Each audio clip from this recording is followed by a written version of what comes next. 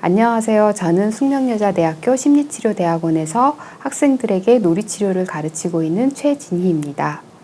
이번 시간에는 주의가 산만한 아이들에 대해서 알아보겠습니다. 흔히 산만해 보이는 아이들이 겪는 어려움이 있는데요. 그 어려움이 세 가지가 있습니다. 첫 번째는 주의력 결핍이라는 얘기를 많이 들어보셨을 텐데 부주의라고 할 수 있고요. 두 번째는 과잉행동, 세 번째는 충동성입니다. 이 세 가지 중에 하나만 보이는 경우도 있고 복합적으로 두 가지 내지 세 가지 양상을 모두 드러내는 아이들도 있습니다. 이 아이들이 겪는 어려움에 대해서 분명하게 알기 위해서 몇 가지 특징을 알아보겠는데요. 일단 주의가 산만한 아이들은 세밀한 것에 주의를 기울이지 못합니다. 그래서 부주의한 실수를 아주 자주 합니다. 어떤 과제를 할 때나 놀이를 할 때 주의가 유지되지 않고 자주 전환됩니다.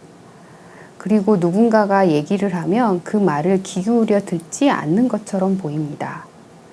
학교 활동이나 집안일, 숙제 등 해야 할 일의 지시를 잘 따르지 못하고 잘 끝마치지 못하는 경우도 있습니다. 자신이 좋아하고 즐거워하는 활동에는 주의를 잘 기울이지만 학습과 같은 지속적인 정신적인 노력이 필요한 일을 싫어하고 시작하기를 주저하고 과제나 활동을 체계적으로 조직해내서 하지 못합니다. 과제나 활동에 필요한 것들을 자주 잃어버리고 외부 자극에 주의가 분산이 돼서 매일 하는 활동들을 자주 잊어버립니다. 이러한 행동 특성을 보이는 애들을 첫 번째 말했던 부주의하다라고 볼 수 있습니다. 두 번째는 과잉행동, 충동성을 보이는 아이들의 행동 특성인데요.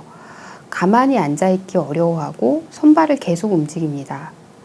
교실과 같은 장소에서 가만히 있지 못하고 돌아다닙니다. 즉, 장소에 적절하지 않게 뛰어다니거나 움직이는 양상을 보이기도 합니다. 놀거나 여가 활동할 때는 조용히 하기 어려워하고 계속 움직이는 모습을 보입니다. 몸을 계속 움직이지는 않지만 말을 너무 많이 하고 상대방이 질문이 끝나기도 전에 대답을 해버리고 차례를 지키지 못하는 행동을 보이기도 합니다. 자주 다른 사람을 방해하거나 불쑥 끼어들기도 합니다. 즉, 이 아이들은 자기의 행동을 통제하기 어려워하고 자기의 욕구를 즉각 만족시키기를 원합니다. 화내는 것과 같은 그 부정적인 감정을 조절하지 못하는 양상도 보이고 상황적으로는 어떤 요구가 있을 때 자신이 하고 싶은 것을 멈추지 못합니다. 즉, 숙제를 해야 하는데 자신이 즐겁게 하고 있던 게임을 멈추지 못하는 것과 같습니다. 이러한 문제들에 대해서 그동안 쭉 연구가 되어 왔었는데요. 그동안의 연구에 의하면 이 어려움의 원인은 신경 발달적인 문제라고 밝혀졌습니다. 즉, 대부분 유전적으로 결정되는 것이지 양육과 같은 환경에 의해서 발생했다고 보지는 않습니다. 하지만 이러한 어려움을 보이는 아이들을 양육하는 방식은 이후 발달에 많은 영향을 미칠 수 있다는 결과들이 대부분입니다. 부모의 양육 태도나 환경에 의해서 자주 부정적인 상황에 노출이 된다면은 이 아동의 자존감이 낮아지고 우울해지고 불안을 겪는 2차적인 문제가 발생할 수 있습니다. 이와 전혀 반대로 타인으로부터 격려와 지지, 이해를 받게 된다면 이 아이들이 자신이 가지고 있는 문제로 일상생활에서 겪는 어려움과 관련된 것들을 극복해 나갈 수 있는 유능한 아이로 성장할 수 있습니다.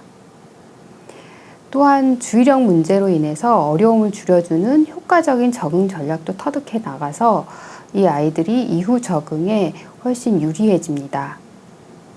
따라서 이 아이들을 위한 적절한 양육 방식을 갖는 게 어렵지만 가장 중요한 일이라고 할 수 있습니다. 그렇다면 이 아이들을 효과적으로 양육할 수 있는 방법이 무엇인지 다음에 알아보겠습니다. 우선 앞에서 말한 것처럼 주의 산만한 아이들이 정신적인 노력을 필요로 하는 과업을 오랫동안 하지 못하는데요. 이에 대해서 양육자들은 흔히 집중을 많이 필요로 하는 반복 훈련을 하고 싶어 합니다. 예를 들어서 학습을 일정 기간 동안 계속 반복을 시킨다든지, 가만히 앉아서 하는 활동이 유리하다라고 생각하고 가만히 앉아 있기를 요구한다든지 하는데, 이러한 훈련들은 어린 아동일수록 적응하기 힘들어하고 오히려 이후에 행동적 정서적으로 역효과가 날 수 있습니다. 이처럼 신경 발달적인 원인이 있는 만큼 이 아동기 신경 발달을 위해서는 오히려 앉혀놓는 활동을 많이 하기보다는 매일 꾸준히 외부에서 신체 활동을 하도록 하는 걸 권하고 싶습니다.